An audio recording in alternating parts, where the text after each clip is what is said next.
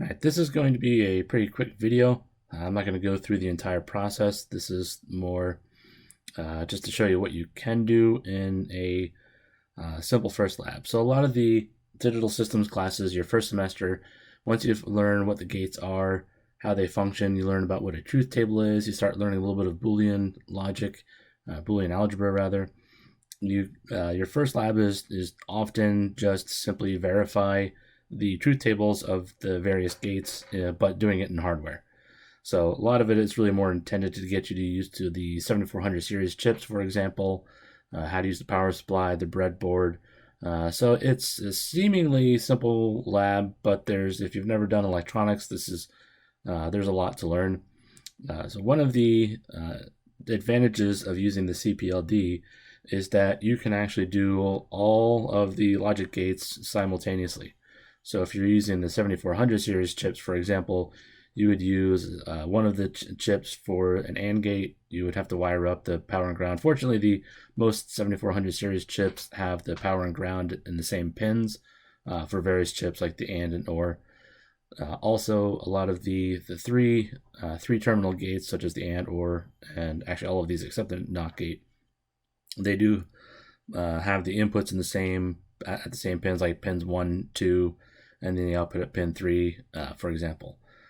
But that still kind of gets a little tedious if you're doing this using the 7400 series chips. You have to pull the pins out or pull the chip out, put the next one on the breadboard. Then you have to actually go through the whole process again.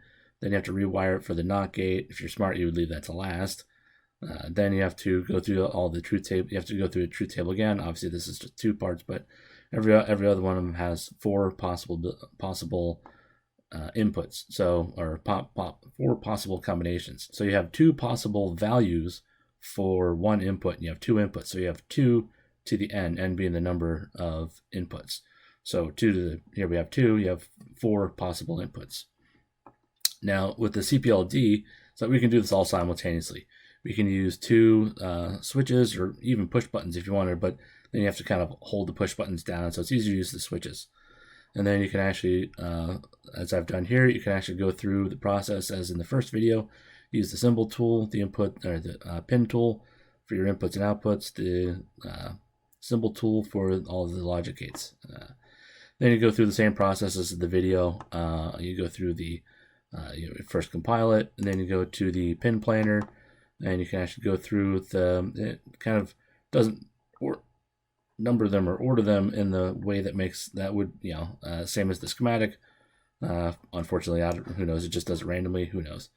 So you have to go through using the page 6 and 7, I believe, or 7 and 8 in the manual, and figure out, okay, if you want the second switch, SW2, if you want SW1 rather to be A and SW0 to be B, then you use these pins. If you want your logic gates to go in the same order that you have here, like if this is 0, 1, 2, 3, 4, 5, 6, I believe that's how I have the arrangement there.